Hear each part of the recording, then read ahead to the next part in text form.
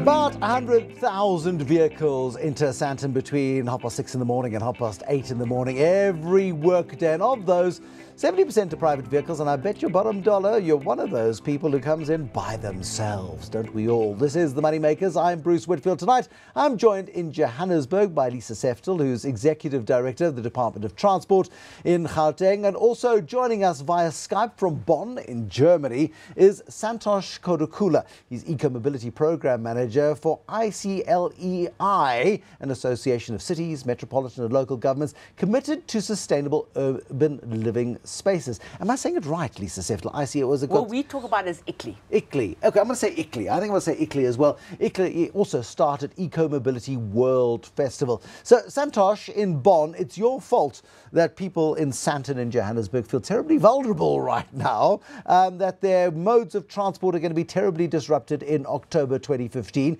Give me a sense, please, as to how this has evolved from the early days. So, the EcoMobility concept itself is an idea of ICLEI, and there has been similar concepts like sustainable transport floating around, but EcoMobility takes it one step further to also talk about, because sustainable transport talks about the policies and what the cities have to do, but then EcoMobility takes it further in terms of practice and what kind of vehicles actually constitute sustainable transport. And ICLEI started this concept around 2010, and we have initiated various programs under the EcoMobility, say, for example, the EcoMobility Alliance, the EcoMobility Shift, and the EcoMobility Festival is also a program under the EcoMobility banner. And when our then Secretary General, Mr. Konrad Zimmermann, he had this idea of taking the car-free day further, because there are several cities around the world who are doing car-free events. You have one day, a car-free day, and then some people do a car-free weekend. But then taking it one step ahead from the day or the weekend to a month was like was a great challenge even for ICLEI, because as you know, it is not very easy to get a city to go or close a neighborhood for a month and change the way how people move. But then when we floated this idea first to our members, then we had the city of Suwon, who was very eager to implement it. And when we did this concept in South Korea, Suwon in South Korea, we did this in a UN World Heritage Site. Okay. And I mean, you've given us a nice sort of background there. Lisa Seftel in Johannesburg. I mean, for many people watching this program, they drive very expensive cars. They like their space. They like to set their own air conditioning, their own seat position. Frankly, they're spoiled in the world of public transport. Is October a nudge and a reminder that this is just not a sustainable way of living in a city unless you want to spend 18 hours a day sitting in traffic? Well, I think that's right. It might be well air-conditioned, but traffic in Sandton is not pleasant. And I don't think it's ever going to be possible for chief executives to transfer from their private cars into little helicopters with helicopter pads at the top. So what we're saying, and we've seen the behavioural shift already with Gautrain, is that we're not saying don't have a car, don't aspire to a fancy car, but especially for commuter and peak trips, rather use public transport, rather walk or cycle, which is more healthy. And in that way, let me just say, we hope that if for this EcoMobility Festival, 30% of people switch, for those 70% that do need to use their cars, if they're disabled, if they're salespeople, if they're elderly, if they work late at night, then they can do so without the levels of congestion. Yeah. So that's really what this is about. And yes, we do believe that decreasing congestion is good for the economy of Sandton, good for productivity, as well as good for the environment, good for air pollution. Air pollution is a big danger in cities. Why are people so scared of it, though? I mean, you walk around town. Well, you tell me people are so scared of it. You talk to people about it, they go, how am I going to get to work? I don't believe in public transport. Public transport's dysfunctional. People are struggling to see how it's going to function. Give me some reassurance. Well, let me just say that we're not closing Sandton down. Not one street is going to be closed. We rather would like to be able to say that we're changing the function of certain lanes. So certain parts of the road, which usually were for private car, will now be dedicated for cycling or for walking or for public transport. And for the period of the festival, we are going to be putting in place a number of measures, as you said, to nudge people, for people to experience what public transport, walking and cycling can be about. So we will have a number of park and rides where people can park and then ride in with a bus or a minibus, car train or metro bus. And I think you've also seen our very nice new metro buses around, green, powered by green biogas buses. We will be having what we call pop-up cycle lanes, where there'll be marshals and signage so that people could cycle in.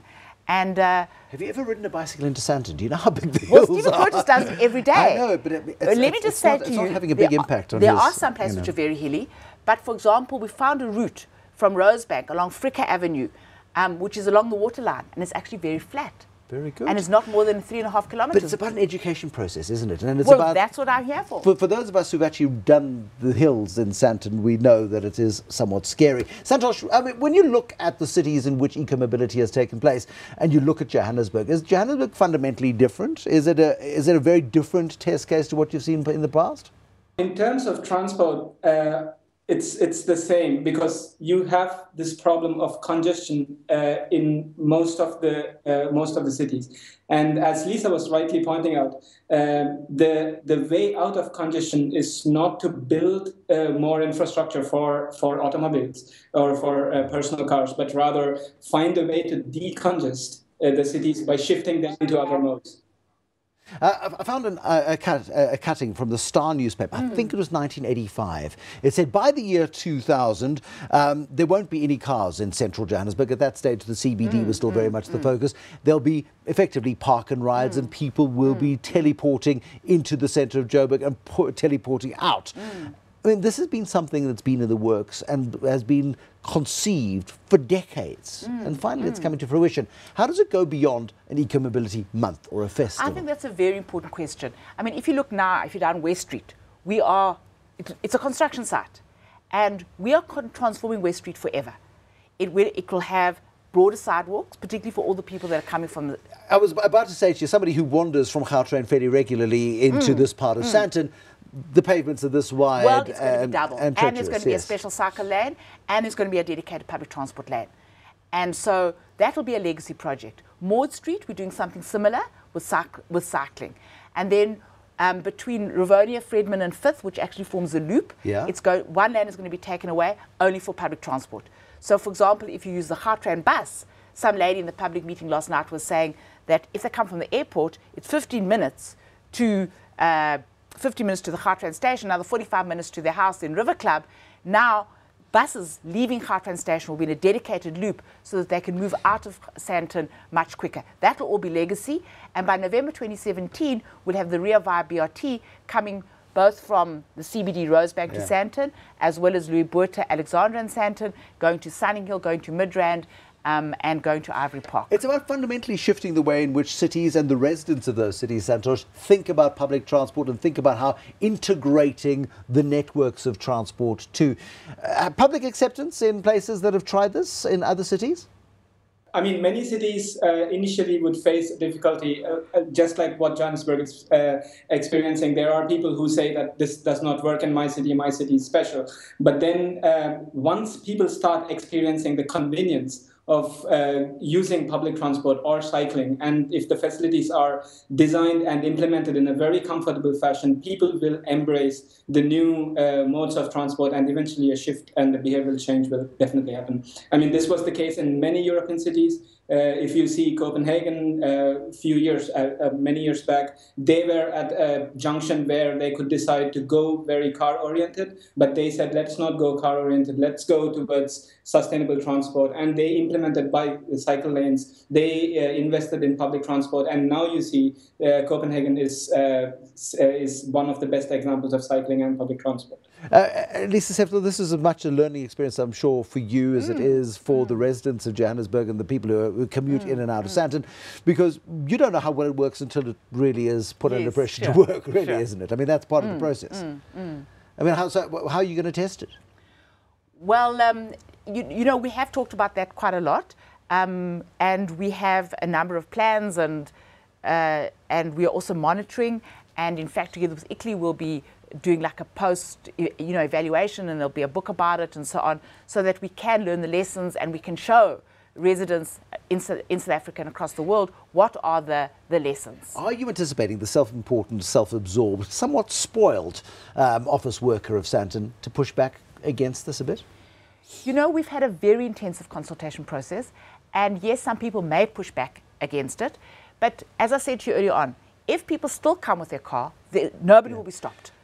And even if that part of the festival doesn't work about closing the streets, we've also got other parts. We've got an international eco-mobility exhibition, we've got dialogues where people can debate and discuss these issues, and we've got one on enforcement. Somebody sneaks into the bus lane or into the public transport lane. We would want to be very tough on public transport enforcement. Yeah. That is very important. We have to be. So we have to give there's carrot and stick here. This is what a future Absolutely. could look like. So help us see the future. And if you don't, there will be consequences. Well, the consequences, let me just say, no private car user will have any consequence against him or her. Yeah, other than if you pop into the bus lane or yes, well, if you do break something the rules. illegal, yes. But if they come to Sandton with their car, it might take longer. They might have to change their route, but they can still come into Sandton. Are you excited or terrified? Maybe a bit of both. I suspect you are. Santhosh Kodukula, thank you so much for joining us. He's the EcoMobility Programme Manager for ICLEI, as I now know it is called. He's on the line to us from Bonn in Germany this evening. And Lisa Seftel, Executive Director at the Department of Transport, with a huge project underway. It is EcoMobility Month.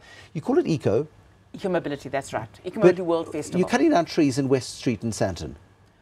Well, let me just say that we are cutting down trees to make more space for walking and cycling and public transport. And for every tree that we do take down, if we need to, we replace 4 trees. Okay, where are you going to plant those trees? Because Sandton is enough of a concrete jungle as it is. Well, just wait for the public transport lane. We're actually putting a lot of trees as dividers. And then we'll take those trees afterwards and we'll put them as part of the public environment upgrade in Alex, down in Louis Botha, where we've also done a lot of upgrading in preparation for the Rio BRT. So don't worry, there'll be trees.